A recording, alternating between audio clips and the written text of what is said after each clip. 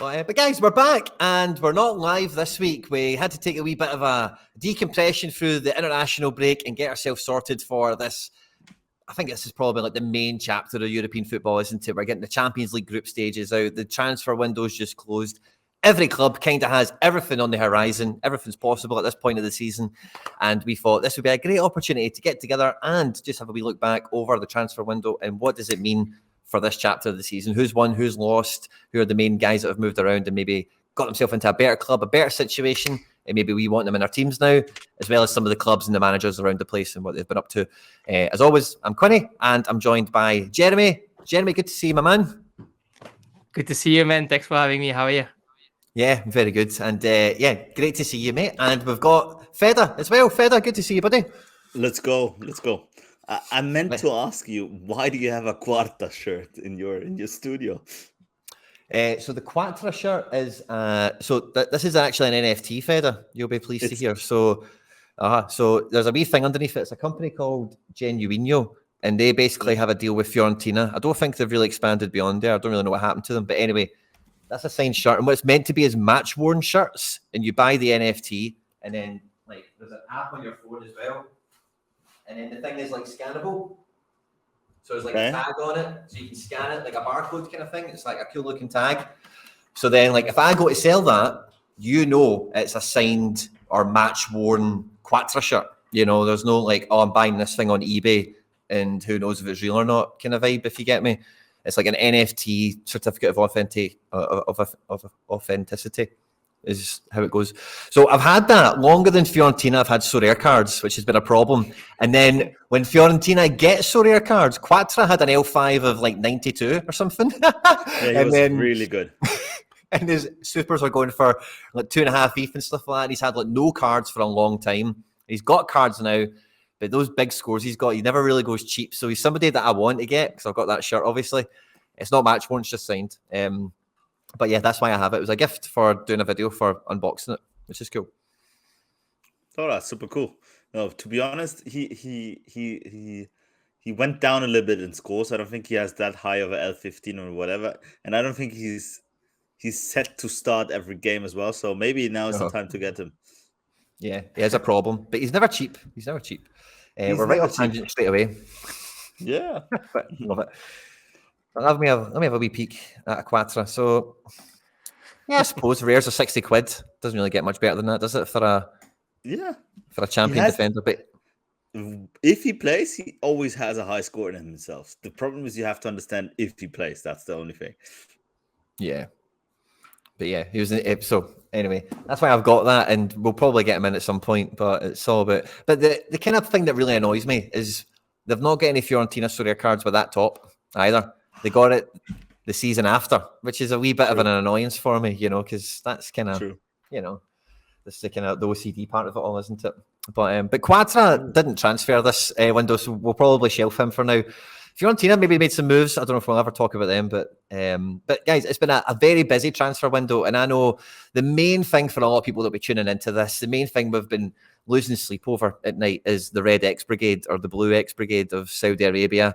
Greece a little bit as well kind of come into it in some portions of the window, and even Dubai or Abu Dhabi or UAE or whatever we call it, they've been gobbling some players up as well. But I think their window is just about done as well, so we can now sleep easy at night. How did you get on with faring against the Red X Brigade?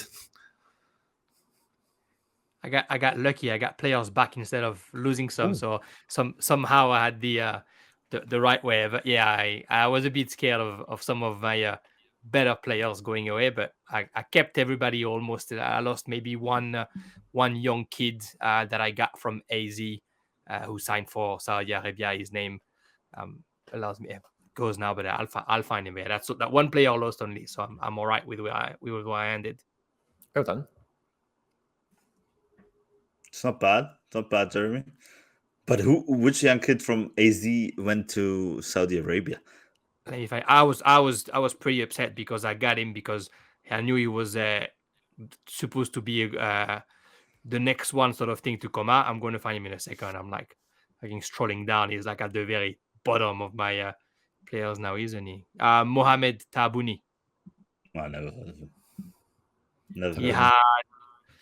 he had either he played well in the Euro or something. He was at Feyenoord Youth. Sorry, he had an easy card. He was at Feyenoord under 21 last year, and he did okay with them. And I thought with everybody that was losing, he was going to get a shot, and now he's flown to the Red X. Did you lose somebody, Quinny, except Jota? Vega and Jack Hendry. Jack Hendry and Vega, true. Vega, you had the Super as well, right? Yeah, and Hendry. Jack Hendry as well? Yeah. He was going to be getting in that Bruges defence under Ronnie Dyla, which was disappointing. But yeah, just those cards to me, but they're all quite powerful. Jota and Vega, they were big ones for this year, hopefully. There's actually some last-minute rumours that Jota could be going to Fenerbahce, by the way. It's just a wee side note for anyone listening, on a loan. So keep your eyes and ears peeled on that one, I suppose. But I think Turkish transfer window is closed now, too. They close on Friday as well. Maybe it was on Friday. Yeah. Yeah, okay. Maybe that was the... It's done. It's done. Nothing is going to happen anymore.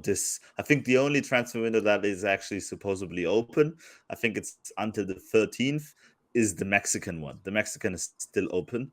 So maybe Jota fancies a bit of Club America. I don't know. or Atlas or Tigres, you know. That would be something, wouldn't it? Like, I could see him showing up in Tijuana or something like that for sure, or Cancun. You know what I mean? How many football teams around there? How many managers are going to make like a whole Saudi team, hoping that in 2024 it's joining the Sorare? Well, with how much is Neymar going for? Because maybe I'm gonna pick up on Neymar. How much is Neymar's going for? Neymar's mad cheap, like half an ETH, maybe 0.3. I can't remember, but I seen him like right low. Like, I was thinking that, and on this kind of note, I guess this kind of side note before we get into it, one thing I was thinking on this, right, is I looked at the team that Vega went to, and I thought I could maybe buy 3 of those rares and just like wait, you know, and if it happens, then I'll have a wee team to put around them, at least, you know, a wee bit of one.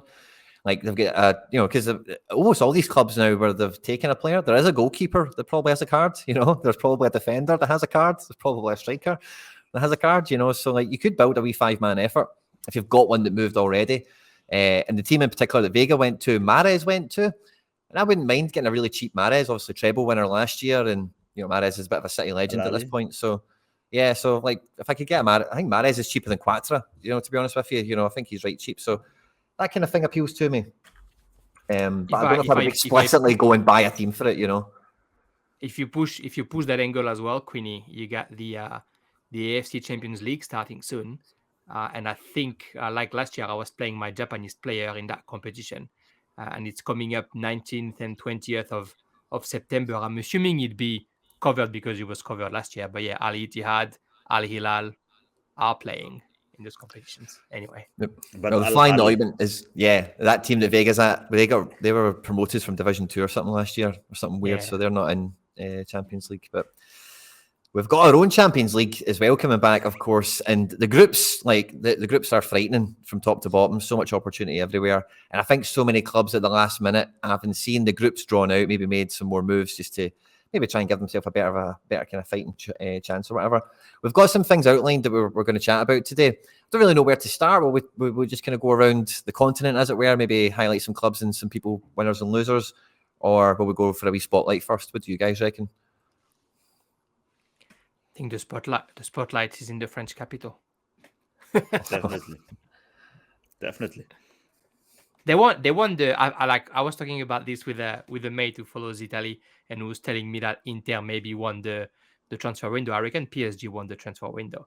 I had like argument over Twitter. And I don't know if PSG comments. won the transfer window because it's unfair because PSG can spend whatever they want. Inter cannot spend whatever they want. You see what I mean? Sure, but is that the first time since 2012 that PSG spent smart? That's true, but still they bought like a whole squad. I think Inter could not do that. Just financially, they could not. So much money. So how much they spent only 200 million on 2 new strikers. You know what I mean? And then they bought Asensio, Ugarte, Skriniar, Hernandez, Tenas. 300 mil altogether. 300 mil out of 600 million that were spent by French clubs. Half of it is Paris.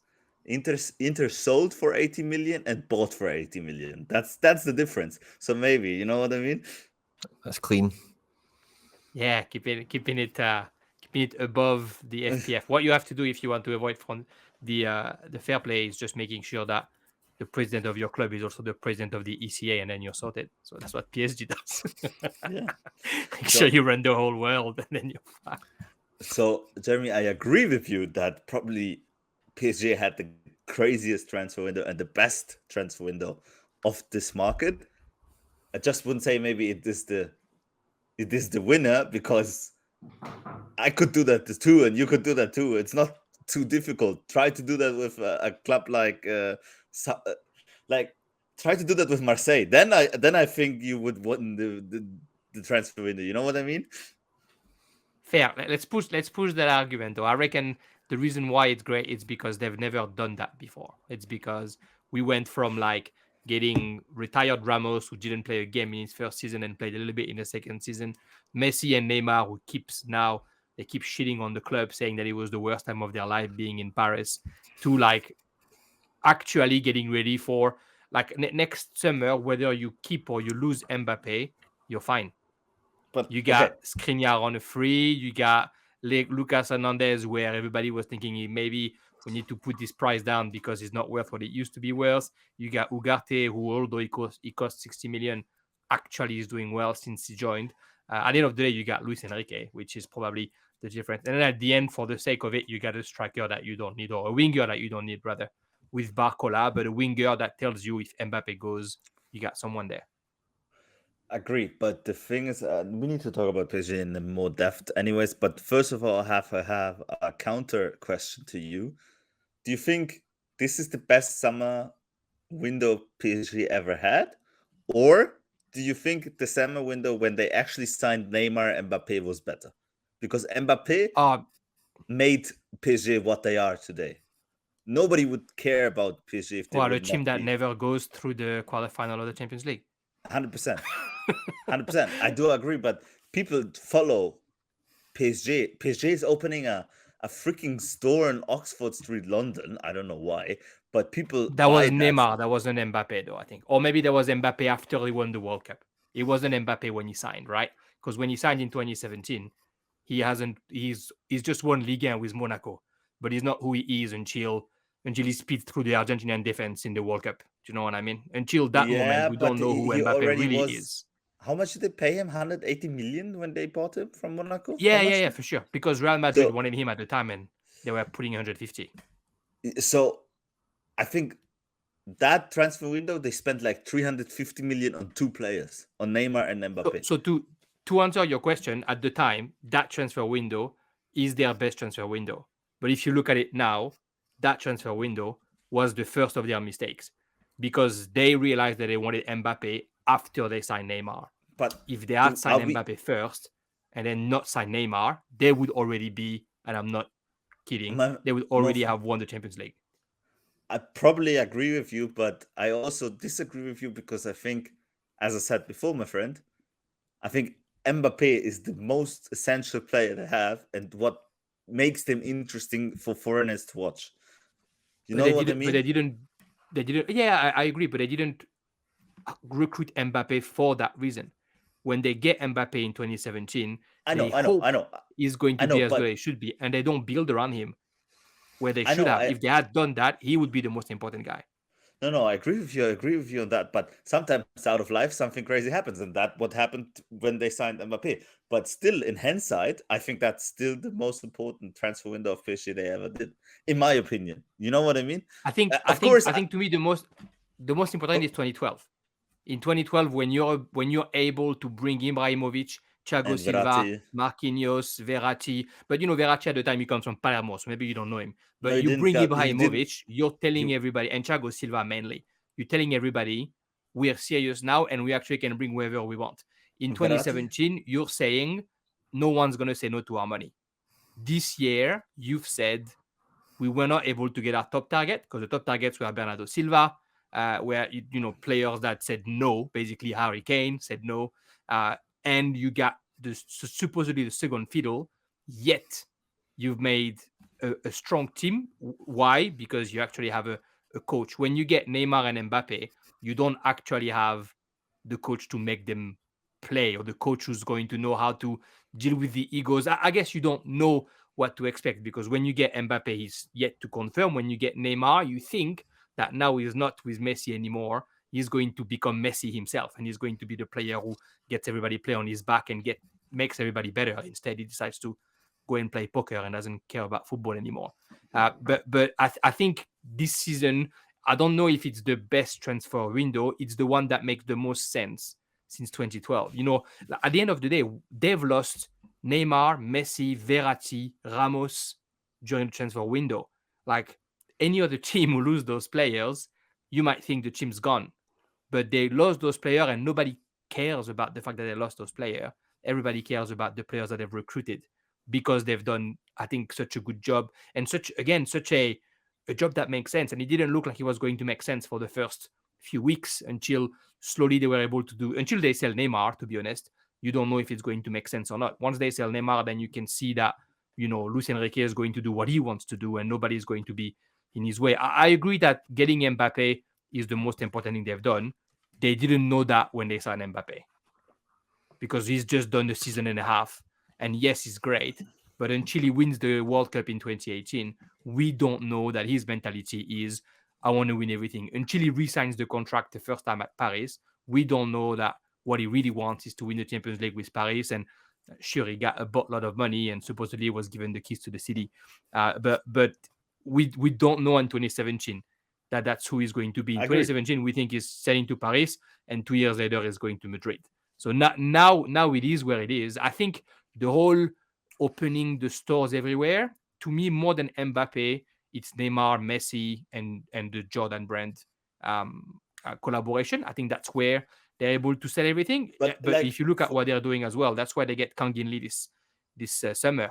They sold more Lee Kang In shirts in one summer than they sold Messi's shirt in the first year that he was in Paris. That's ridiculous. Wow. But that's what they do, though. Yeah, I agree with you, but let's be completely honest. Why do you open maybe for the apparel, for the jogwear and everything, because they kind of have street style, I don't know. But if you lose Mbappe, nobody in London is gonna buy a PSG shirt. You know what I mean? Yeah, for sure. And everywhere else. And everywhere but I think else, they're working. That's what they finally understand that they have to work on, because even if Mbappe stays forever, you've lost Neymar and Messi, who were your draw cards for other parts of the world. Because, in Asia, Mbappe maybe isn't that big yet, or wasn't that big at the time, and wasn't that much of a draw card. So now they're looking at the next thing. At the end of the day, it looked like 2022. I'm lost in my day. Was the end of Qatar in Paris Saint-Germain, because they had the World Cup and the whole sports washing was done, because they finally achieved what they wanted to do. They had the 3 best players in the World Cup, and one of them brought the World Cup home. So what Qatar wanted to do, they've done. They had a player who won the World Cup playing for PSG. But I think then it was about what we do next. And, they got some capital who came in, who's not QSI, but nobody really wants to say who put money in the club, but somebody else put money in the club now. So I don't know if it's a slow exit from Qatar, or if they're going to stay there. But it's clear that they're changing gears, and to change gears the right way after, who put money in 2017. After that, it's 5 bad transfer windows, like one after the other, plus the winter. They're all bad. There's not one that's good. The coach's choice isn't right, which is the start of it all. You change sporting director 3 times. You don't sell the right player. You keep loaning player while you pay for their salary. Like, it's bad after bad after bad after bad. And then finally, the year where it really matters that you do it well, it's a year too late, because now you don't have Mbappe resigning for you. Finally, you make sense of all your transfer. And last year, they couldn't do whatever they wanted because the World Cup in Qatar was coming in. And this year that their hands were finally untied, finally what they do make sense. So I think, in the grand scheme of things, and I think, I can't wait for somebody to tell me in 5 years that I was stupid. I think it's probably the best transfer window that they've done since QSI came in, because it makes sense. There's a trajectory, where you're going, and potentially, and I can't believe I'm saying that now after what I thought the whole transfer window, but potentially they've done enough to maybe keep Mbappe, which I don't think was in the question. And whatever he says, even if he keeps saying I'm going to leave for free next year, they're definitely putting that in his mind now, because he's got his mates playing with him. He's got a team that makes sense. Everybody actually runs, and they have a shot at actually winning the Champions League. I think listening to a lot of that, like just one thing I would want to throw in. PSG. Yeah, no, fair enough. One thing I would like to just throw into that, but is I think it's quite easily forgotten where Neymar was when he went to PSG, because for me, I think it's like consensus in world football. When Neymar was at Barca going to PSG, he would be the next guy to just eat up Ballon d'Ors every year. He would be the next guy to just be invincible on that kind of like world-class level. And obviously, like you say, when he leaves Barca, he very much becomes a different person almost. In a lot of different ways on and off the pitch, and doesn't really work out that way for him. So I do think like I think Neymar's far bigger than Mbappe in so many ways, but I think you're right in what you're saying, that they've just got the sequence of events the wrong way around. If they got Mbappe first, there's no way in hell they're ever going to go after Neymar, because they would have probably went and got Dembele, because Barca got Dembele in to replace guys like Neymar and Messi and whatever moving out. And you know, I think the rest of it would be a bit more elementary in that sense. But I think with Inter, just to kind of bring it back into that kind of point we had at the beginning, if you look at what's left their team, you know, Onana, Skriniar, Brozovic, Lukaku, that's a spine right up the middle of a team that's, you know, over the last like 3 or 4 years, I know Lukaku was in and out, but it won leagues, Champions League finals and whatever. And for those guys to all leave in the summer, in essence, I think the fact that they're still fighting high at the top of the table and looking pretty good for it, I think they've had, you know, and Fedo mentioned it earlier, net zero basically, you know. So they've managed to replace a whole spine of the team and not really miss a step. I think that's pretty impressive as well. No, I'm very impressed by Inter, but I'm also very impressed by Milan and Lazio. But talking about Inter, Onana, I think you had to do it if somebody gives you 60 million for a goalkeeper you got for nothing last season. You bought him last season for nothing from Ajax. You got him for free. Then 1 season later, you sell him for 60 million to United. I don't think nobody can say no to, you know what I mean? Especially goalkeepers are kind of easier to replace. I would have loved, to be honest, that they would have replaced it with a guy like Mamadashvili or Trubin, to be honest. I think that's the only kind of mistake they did, because they bought a goalie who is pretty old. In my opinion, not the best one, because he just makes too many mistakes in crucial moments. But I understand why they went for him. He was cheap and everything, and they had to fill other legs. But for me, that's the only where they lost. I wouldn't have bought Jan Sommer. I would have certainly gone for Mamadashvili and or Trubin. Buy them for 20 million, because you get both of them for 20 million basically, and then play them, develop them. Either you have a keeper like Handanovic for the next 12 years, or you sell him again for 70, 80 million to the Prem, and you make another profit. What are you going to do with Jan Sommer? Okay, you bought him for 3.5 billion, fine. You're not going to see that money back again. In 2 years, he's probably going to be worth zero, and you need to buy another goalie. So that's one thing I didn't really like about Inter's plan, but they got Benjamin Pavard. Amazing. They got Fratesi. They got Thuram. It's really good what they did on the day-to-day basis and with the resources they had, because even if they were in the Champions League final, Inter is pretty broke, to be honest. So they had to sell to buy, and if somebody gives you a gift like 60 million for Onana, you can spend on Fratesi, Thuram, and Pavard. It's a gift from heaven, and I think they did quite good. But to be honest, Bebe Marotta is probably one of the best sporting directors out there. He made Juve great, and after he left Juve, you see what happened to Juve basically. And so he knows what he's doing, and yeah, I'm quite confident. They didn't lose the most important players. They didn't lose Di Marco. They didn't lose Bastoni. They didn't lose Lautaro Martinez, and they didn't lose Hakan Çalhanoğlu, who is superbly important for Inzaghi's style of play, and Barella as well. And yeah,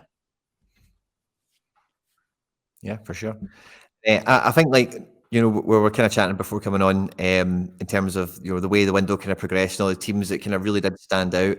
And in terms of Mbappe and, you know, signing on and everything, you know, it is still Real Madrid that's kind of lurking around there. And it does feel that they really held off going out and getting a Benzema solution. You know, they brought in Hosselu, and of course we know they've been really busy over the last couple of windows raiding France for the likes of Tchouaménis and Camavingas and whatever.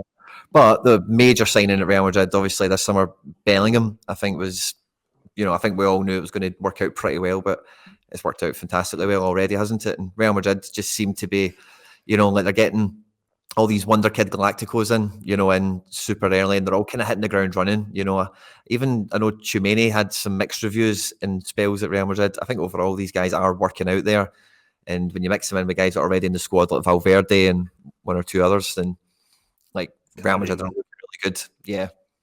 No, to be honest, I think they only really bought Jude Bellingham and Arda Güler. That's the two expensive transfers they did.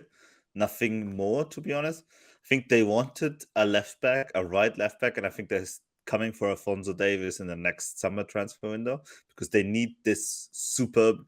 They need this. That's kind of the only position where they have a lack somewhere, and they need to be the Galacticos. You need to be the best, and then you buy somebody like Alphonso Davies, who's 22, who can play for another 10 years and be on the same wing with Vinny. Imagine a wing with Vinny and Alphonso Davies. I don't think you need Usain Bolt to stop those two. You know what I mean? And I personally think Real Madrid, I told that already, Real Madrid should go for Haaland. I think he's so much better for the system than Mbappe. I think he's exactly what Benzema was for them, only better in my opinion. Haaland is a better player. He's going to be a better player than Benzema. And wow, I don't understand it. I love Mbappe and I love what he can do, but for the system of Real Madrid, get freaking Haaland in, not Mbappe. That's all. But probably he's more expensive because City really does not need any money. He's not more expensive. He's got a clause in his contract. Yeah, for Real Madrid. Wants him. For Madrid, yeah, because he wants to go. I think he wants to go. I think they both want to go, obviously, and I think there was that, like in France. I don't know if it's said anywhere else, but in France, every time you talk about Real Madrid and Kylian Mbappe, they talk about the fact that Mbappe and Haaland supposedly talked when they met younger and said the first to arrive at Real Madrid wins, that kind of situation. And from where we look at it now, I completely agree, Fedo. Madrid doesn't need Mbappe. Like they have Vinicius, they have Rodrigo. They need somebody who plays as a 9, and Mbappe clearly said he doesn't want to play as a 9. Yeah. So getting Haaland makes so much more sense. And everywhere else, you said that with Alphonso Davies, everywhere else they've put players that can be here for years to come. Central defense, 100%. Maybe they need something.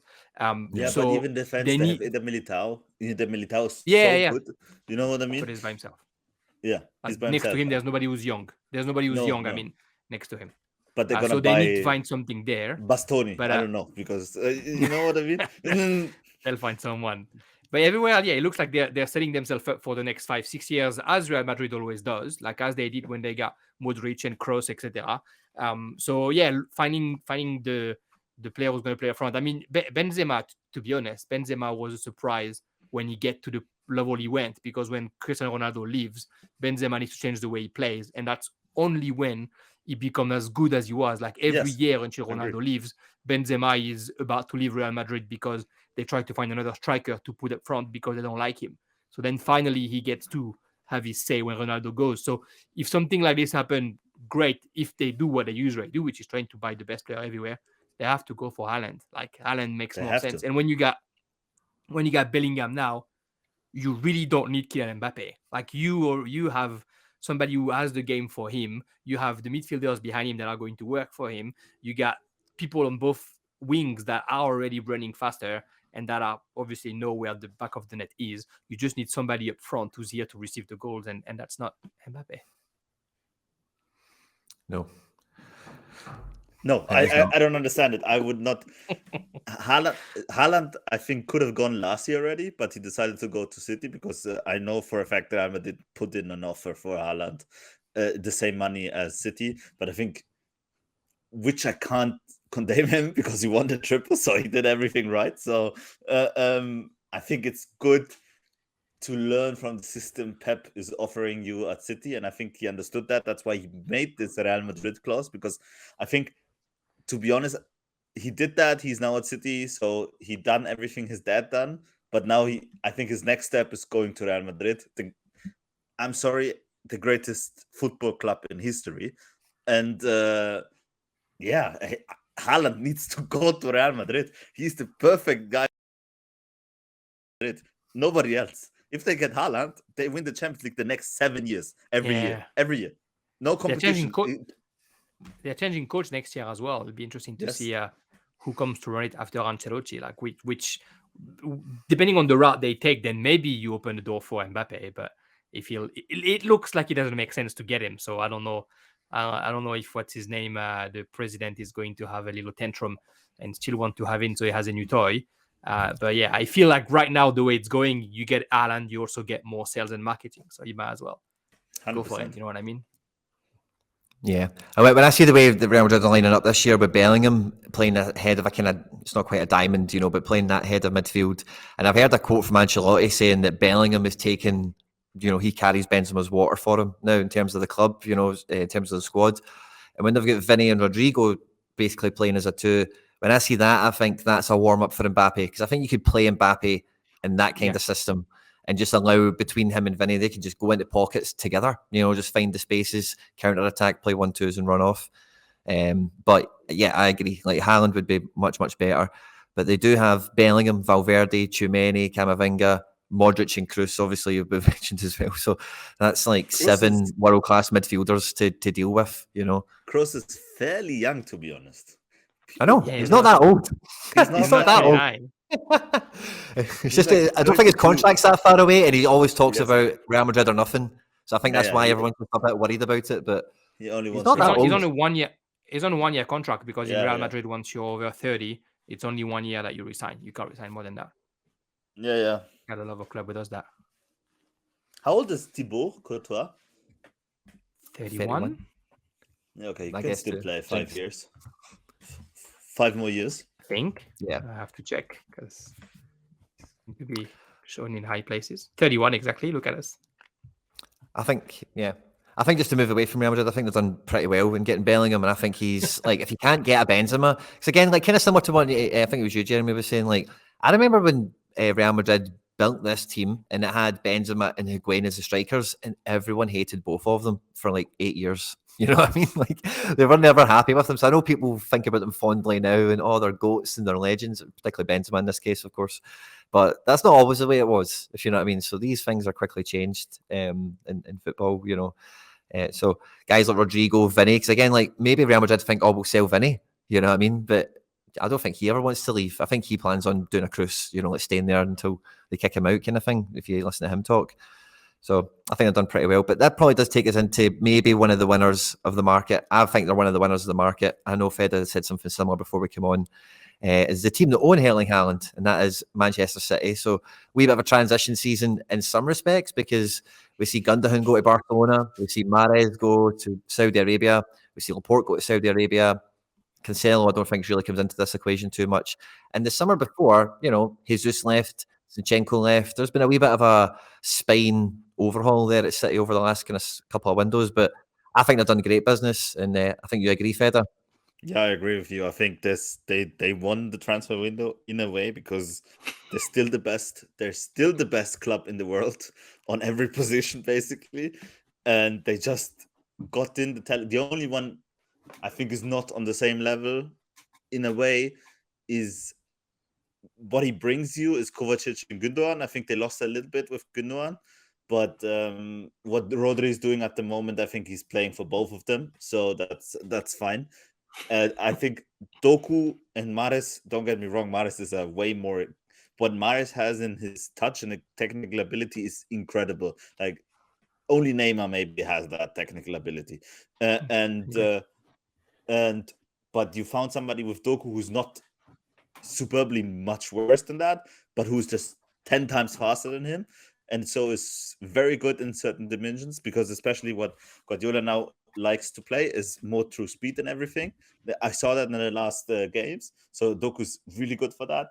And then you got Guardiola on top of that, just have another best defender of the year, and you bought Nunes as well. So I don't know what else do you want from that team. Like that's an unfair team, to be honest.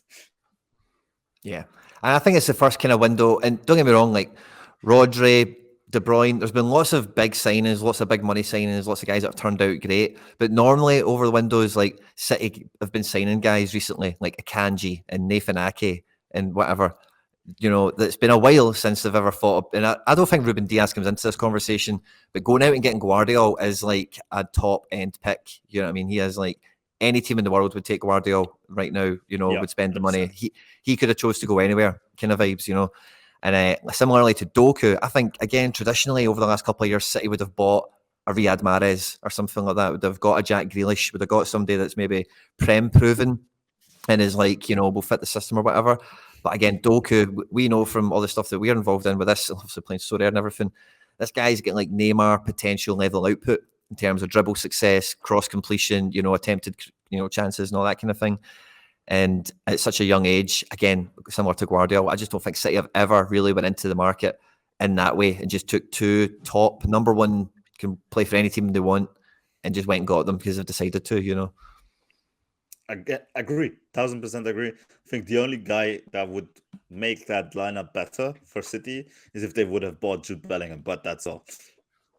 Yeah.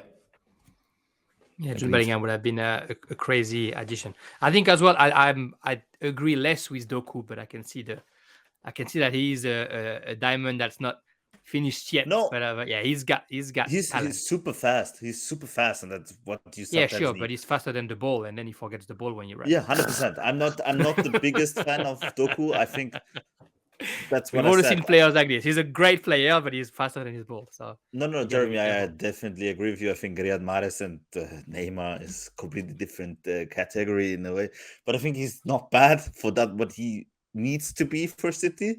And let's see how it turns out.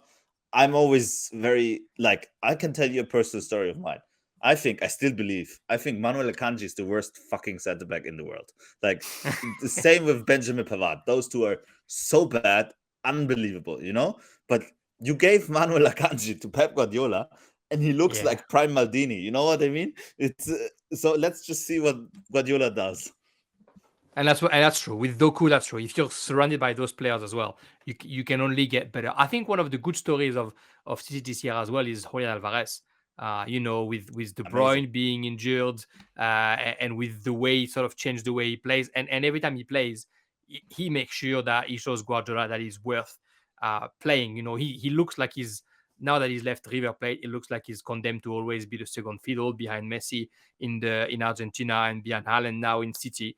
But he doesn't mind. He works hard and he's got the assist and the goal to back himself. And he looks like when in the best City 11, it feels like he's not there. Do you know what I mean? It feels like the City 11 leaves him on the bench, but he does everything he can to stay there. And I think that's what Guardiola does well as well, making sure that when there's question of rotation, that the players in the team like give him real headaches. I think that's like going to Sorare. It's going to be hard to find a City stack that is not going to like change week in, week out because he's got too much talent right now. Definitely. I think, to be honest, like you don't want you want them in the Champions League because their group is fairly easy. So maybe you want to win those midweek Champions Europes and whatever. But yeah, I think like especially Doku, he will get some time. Nunez will get some time, especially before the Champions League matches. And then, of course, in the Champions League match, you play your starting 11, even if you play against Copenhagen or whatever. But because it's just the Champions League, you have to win and you have to dominate. And it's the most important thing ever. And yeah, I'm very curious. Talking about Julian Alvarez, which I find very curious. At City, he plays, now that De Bruyne is injured, he plays as a number 10. But like he's the offensive midfielder part, you know, he's the number 10 basically. And Messi at Inter Miami plays as a striker. And at the Albiceleste, at the Argentinian squad, Julian Alvarez plays as a striker and Messi plays as a 10. Upside down. Maybe we should change that. Yeah, maybe they should learn from what happens in clubs. Well, because even he's in that position for City, but he does find himself like shoulder to shoulder with Haaland quite a lot in the press, if you know what I mean. And I think that's what he is very good at for Argentina as well. As he has like really tenacious in that sense. He's a dog. But yeah, it does feel a wee bit upside down when you put it like that, for sure, man. So yeah, no, I think City have done great this window, and I'd be very surprised to see if they've done anything in January. But I think Pep and everyone there will be pretty buzzing for trying to retain that treble and then go and try and win that Club World Cup and say they've got a quad or whatever. So big season ahead for them. There's two other kind of clubs that we'd earmarked to kind of have a wee chat about who could have big seasons ahead for different reasons. I'll go back to Italy since we've kind of been there already for a minute.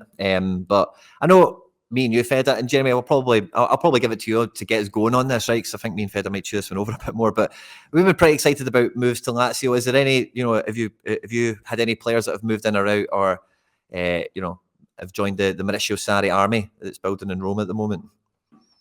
Well, I mean, there's Matteo Guendouzi, right? It's hard to pass him as a Marseille guy. So you were wondering what Lazio was doing. They were not killing it last year, and then you lose Milinkovic-Savic, who was feel like sometimes was just giving them the points where they were not going to get any. I think his importance was less than the years before, but he was still scoring goals that mattered. But I think they've done a terrific job. And to talk about Matteo Guendouzi, I think it's still like it wasn't made for Marseille anymore, maybe, but it's the guy that you get him for the first season at least. He's going to be a dog. Everybody's going to love him in the club. He's going to make sure that all the fans are pumped all the time. He's going to get the yellow card when he can get an ovation out of it, and he's going to show his beautiful hair flowing through the wind of the Stadio Olimpico. Guendouzi, Buzz. True. Nothing else to say. No, I think Lazio did very good. They have a very solid defense of Casale, Romagnoli, and Provedel. I think this inverted diamond, is pretty. It's a nice stack to have, and they now got also Pellegrini back, who's gonna get some minutes as left back. I think they have added so much depth to that squad, which is crazy, and so many midfielders as well. They bought Kamada and then Rovella from Juve, which is a big name signing. I think maybe they just did that a little bit to show that we can buy whoever we want from even the bigger clubs in Italy, because they bought Rovella for 20 million and he's still not played a single minute. I think he played 3 minutes in the last game, but it's I think that was more like okay, you see, we can buy whoever we want in a way. And they want to play him against the Juve, because next game is against Juve. It's going to be a very crucial game to see for Juve and for Lazio how actually the season has begun for them. I think I'm very looking forward to that. It's also on a good timeline. It's at 2:00 in the UK time, so it's a good timeline, to be honest. And Tati they got, who I think of myself as a superbly highly talented striker who just who is overlooked by loads of scouts and everything, and what he can actually do and give to the game. And I hope he can just grasp this chance and show whatever he's capable of doing, and hopefully also gets a call up to the Argentinian national team, because it's time he deserves that. And then they got Isaacson. The only one I can't remember if they bought another winger. If they bought a winger depth, because they have Zaccagni and Felipe Anderson, who are going to be the starting wingers. But I don't know if they bought another winger. I think this Isaacson guy can play as a winger, to be honest. I don't think he's a naturally born winger, but I think he can play as a winger. But who did they buy somebody else as a winger? Let me check. Cancelleri from Verona. He was already there last season. I'm just reading through Transfermarkt who joined. Rovella, Pellegrini, Sepe, Acerbi, Kamada, Diego Gonzalez. Diego Gonzalez, but I don't think he's too. Who else did they buy? Zaccagni, Pedro. They have Pedro, but he's not fit to play 90 minutes anymore, so that he's more depth now than before. Yeah, they have Tati. 15 million is his worth. He's worth the same as Ciro Immobile. Interesting. Yeah. I thought, it was a really great window for Lazio, and like you said earlier, Fedo, like the depth that they've now built is very good. You've not seen Lazio have a team like this really since like 2001 or something like that, when They were able to go and just get anyone they wanted, kind of similar to you're describing them now. They could just go out and get the best players in the world. I'm looking at a legend card right now of Veron, for example, but wasn't it that, was that team was the last time they went out and actually did something, so it feels like looking at the squad now, like particularly in midfield, like I've watched Ravella a bunch, Kamada, these are Vicinho they kept as well. I think that Fenerbahce been after him. Luis Alberto agreed that he's going to stay on for this year. And then, some of the guys that we've mentioned, the new faces, I think they're really, really strong. And even though the first 2 games they were really poor, I think like as the season goes on, the strength of that squad will show. Yeah, 100%. I'm just. You have Daichi Kamada, Luis Alberto, Guendouzi, Cataldi, and Rovella. That's 5 starter for any Serie A team, basically. That's and the 2 of them won't play every game, because Lazio is gonna play a 4-3-3. That's just what Maurizio Sarri does. So you will always just have 3 midfielders, and I'm actually curious to see who's gonna be, because Lazio, he seems to love Cataldi. I think Guendouzi is gonna be more in a Cataldi role if he plays from the beginning. If not, he's gonna come in for Luis Alberto. And yeah, I very excited to see Lazio, especially Sarri is a good gaffer. He knows how to do. He understands football, and I'm quite surprised, and I'm really looking forward to.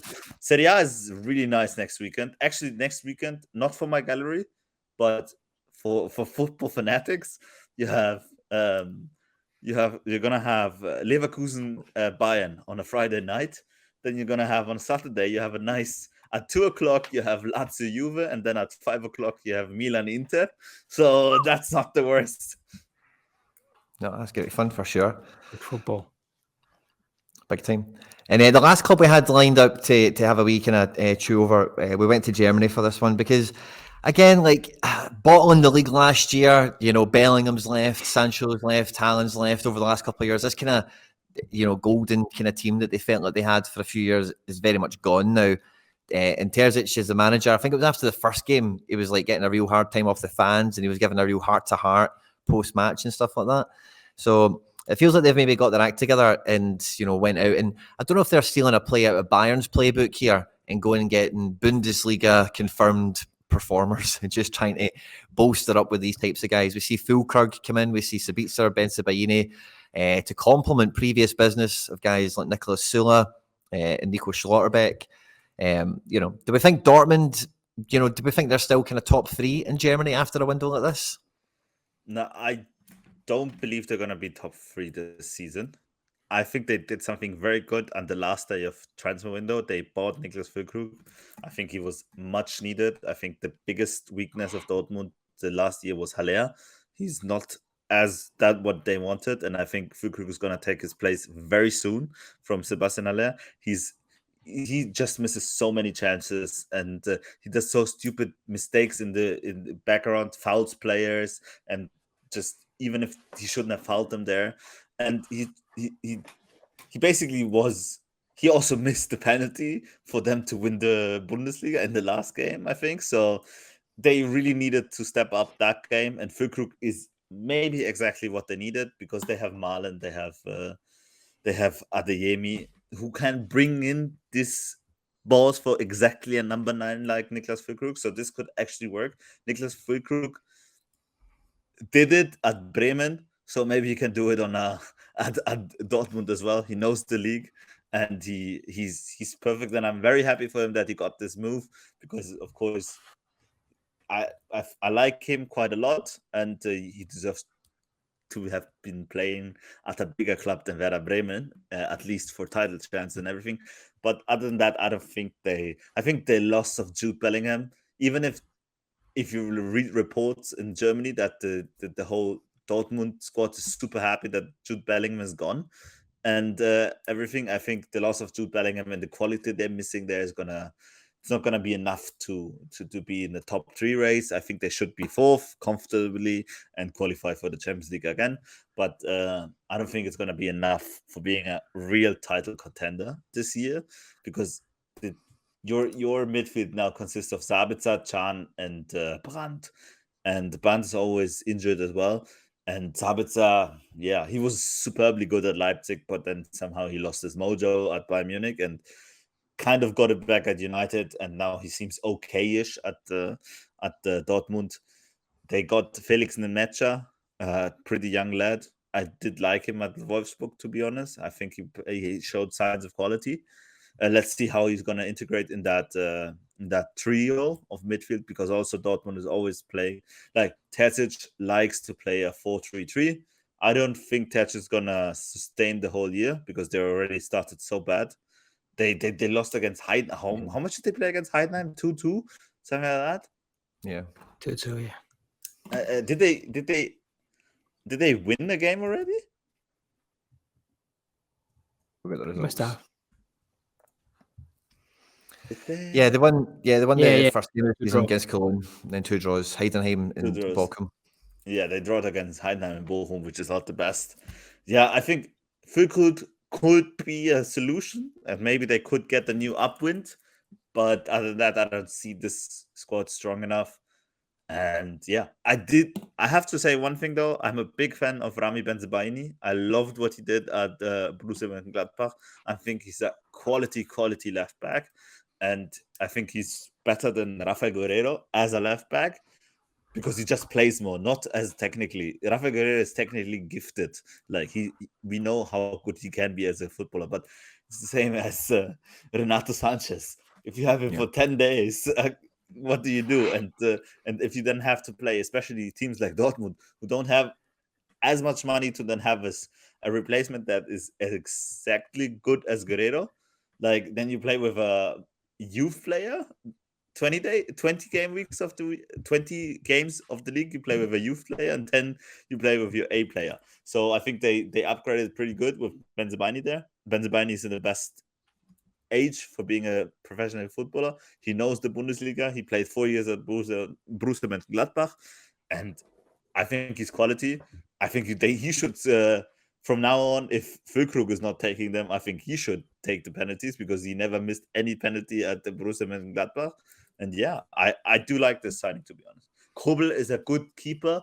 I think he has some issues. I don't know if you look at Kobel, like look at the goals he concedes. If a striker shoots left corner, left bottom, it's always in with Kobel. Always. I don't know why, but it seems to be always in.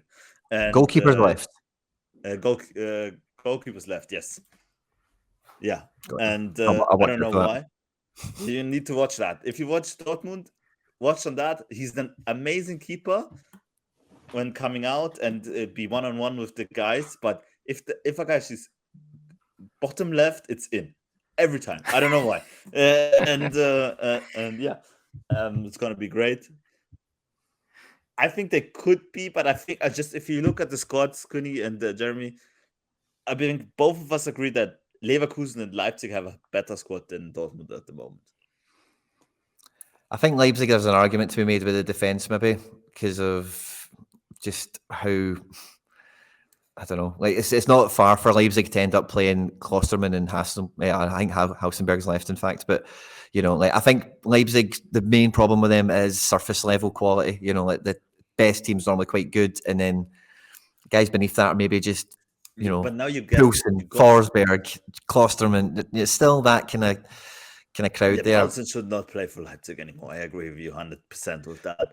So I think there's maybe a bit more in those squads overall, but I think Leipzig will do better this year. To kind of, I'm with you on that. If you get me, like I think Xavi, Openda, all of these guys will come good this year, and they'll probably outscore a lot of teams. But I think the Dortmund squad looks kind of good. I think it's not the level it's been when they've had before Haaland, Bellingham, Sancho, Dembele. They've had a lot of great talent over the last however long. Maybe Adeyemi makes this huge step up and becomes one of those players. Yeah, I think he's the only one who could do this step up in the whole team now at the moment, because everybody else is kind of. Well, I'm not a big fan of Moukoko. I think he is. Who reminds me of Moukoko, like the hype he had. I don't know if you remember Hachim Mastour, the guy from Milan. Mastour. He played with Neymar and everything. He was like he was a magician on the ball. Like everybody loved him in the youth. In the youth leagues, he destroyed everybody. And then when he came to professional soccer, he he just lost it. He was Yeah. not good enough in a way. And That's true. no, Moukoko, I think, could be a good, decent Bundesliga striker. I'm not the biggest fan, and hopefully now he got Füllkrug and Haller in front of him. Maybe he should go more on the wing, because I think Füllkrug is gonna start pretty soon, take over the Haller spot. But then if Füllkrug comes out, Haller probably is the first one to get subbed in. So I don't know. Maybe you Where should does he get more minutes? go on the wings. But to be honest, like if I watch at the squad, especially like in the offensive part, I think Adeyemi is the only guy who could do this next step to become a player like Sancho, Dembele. I wouldn't say he's good enough to become like Haaland or Bellingham, but Sancho and Dembele, he could reach that level if he makes this next step, basically. And yeah, I don't see anybody else. Maybe Schlotterbeck, but he's a defensive player, so I don't want to add him to this mix. I was going to mention Schlotterbeck when we were talking about Real Madrid defences earlier on, but I thought I'll leave it for when we mentioned Dortmund. So I just thought I'd throw that one out there. If you're going to get a young defender, who else do you look at, really? as well. I don't think Schlotterbeck is good enough for Real Madrid, though. Ooh, really? Yeah, then if you want young defenders who are still young, kind of, I think you go for Antonio Silva, Bastoni, Diomande from Lisbon, Matthias de Ligt, something like that. Yeah, De Ligt, I was going to say. You need to spend Neymar money on somebody like Delict, I think, wouldn't you? But no, I just wanted to throw that one out there. So, guys, we thought we would finish the show up with a little kind of spotlight effort. You know, some players that have caught our eye, maybe for the draft, for SO5, for anything else in between, that we thought was worth a little kind of effort. We didn't really come up with any real criteria or anything like that. I think we were maybe going to try and get under 23s on the go or whatever. But who would like to kick off the spotlight for us? Fedo, you go. The new transfer. No, you go first. I have to think about one. Sorry, because Jude Bellingham is too obvious. Jude Bellingham is too obvious. I have one that was a little bit of left field and that definitely didn't look that good when he got transferred. But the beginning of the season seems like he's going to be a player that's going to be picking in quite a few under 23 teams every weekend. Wilfried Singo, the Monaco defender who just joined from Torino. He's played 3 games with Monaco, 161, 83. I mean, you know what else do you want? It seems like he's coming at the right time at the right club with Adi Hütter, who plays that 3-4-3, who's giving a lot of room to the 3 centre back, and he's one of the 3 centre back. And he's strong. He goes fast. He's pretty comfortable, ball to feet. Look at the AA on his first game, 66 against Strasbourg. You could tell after the 2 first games, they've played 2 bad teams, so they got lucky. But now they've played against Lens and they smashed them.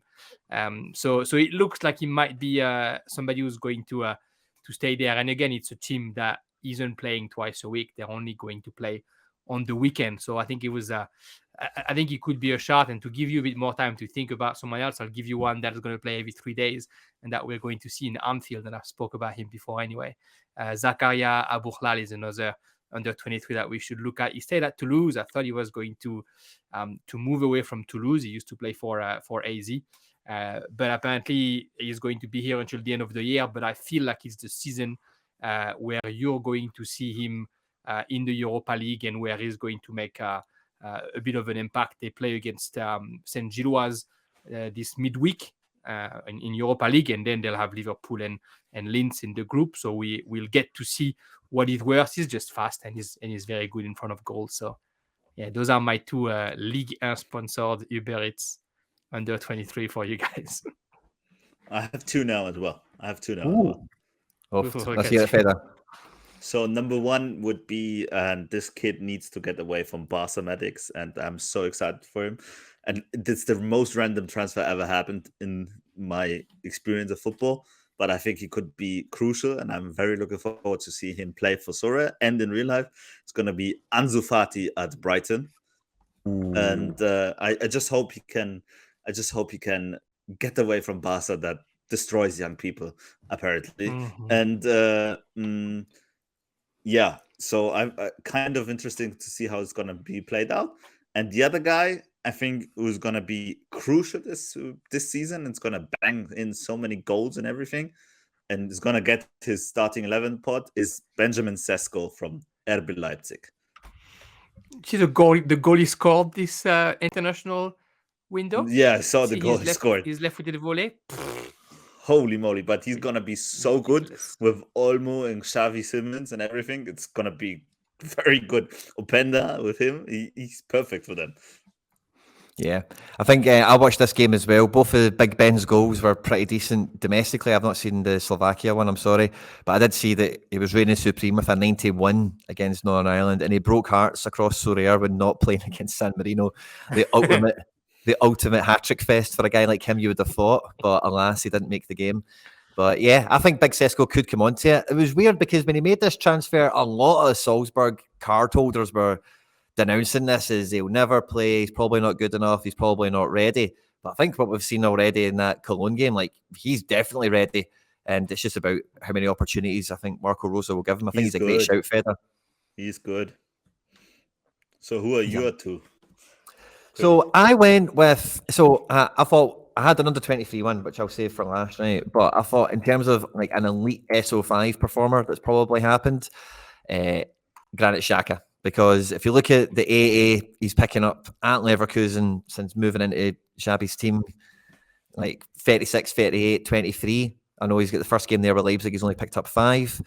But in that game, he's got a couple of fouls and a couple of goals conceded, obviously going against him as well. So not the best, but not too bad either, 40. But that being said, Gladbach away, 3-0, very good way to pick up 88 and a dominant home victory. And then for internationals, he's doing 23 as well. So it feels like 88 machine Xhaka has been installed into the Leverkusen midfield. At 30 years of age, he's never really going to be too punchy, either in terms of price. And for cat modes, I think 54 is probably a good spot to maybe get him at, because he'll only lift from there. And then with under 23s, there was 2 that I was looking at, and I thought I'm just going to go with the one that I've got the most confidence the guy's going to have a really good season. They're currently second in La Liga, which surprises people after 4 games, but that is only 4 games. And one of the players that's been making some of the headlines, not all of them, is Savio, or as they're kind of renamed him now, Savinho. If you watch anything to do with La Liga, everyone calls him like Ronaldinho, Savinho. He starts every game. He gets about 70 minutes or so normally. He's got a wee assist, and he's an attacking winger. He beats people on the dribble. He puts balls into the box. And he didn't play at all on loan at PSV last year. He made a couple of understand that. I think he had a bit of an injury, or something. I don't know, but he just was missing. He was gone. He's owned by City, by the way. He's loaned to Girona. Yeah, he's a City guy, right? Yeah, and he's one of these guys along with, and nobody really, he's been kind of half forgotten about, but I remember when City signed him, it was like, City have beaten Real Madrid and this one and that one to the signature of Savio, and they're going to put him on loan to PSV, and that was the way it all kind of went, and that's been kind of forgotten, but it seems like he's getting played, and I think he's on for it this year. By the way, talking about Brazilian wonder kids, when is this Endrick going to Real Madrid? Next summer. Next summer, yeah, I think so, yeah. How old is he now? I think he's 17. I think he needs to be 18. Yeah, but he's also a winger, so they really don't need Mbappe. They need Haaland. Done. Yeah. It's just what Real Madrid do. About Savio, I don't know if you know, but you know that he belongs to a French team. He belongs to Troyes. Yeah. That they bought him last year, and everybody was like, "Whoa, he's going to do something!" And then as soon as they bought him, they lent him to PSV, as if PSV was the feeder club for Troyes and not the other way around. Yeah. Troyes is second division now, right? Yeah, Troyes fans weren't very happy about that. No, but is Kisnobro still the manager? Did he get sacked? Yeah, Kisnobo is still there. Yeah, still there. They're doing a little bit better. Oh, really? Fair enough. Well, League guys, it's been an absolute pleasure. We're on to League Deuce. I think that's when we definitely stop. Thanks to everyone that's tuned in this week. I hope you've enjoyed it. Good luck for the draft modes. And guys, it's been an absolute pleasure. And we'll see you next week. Ciao, Quinny.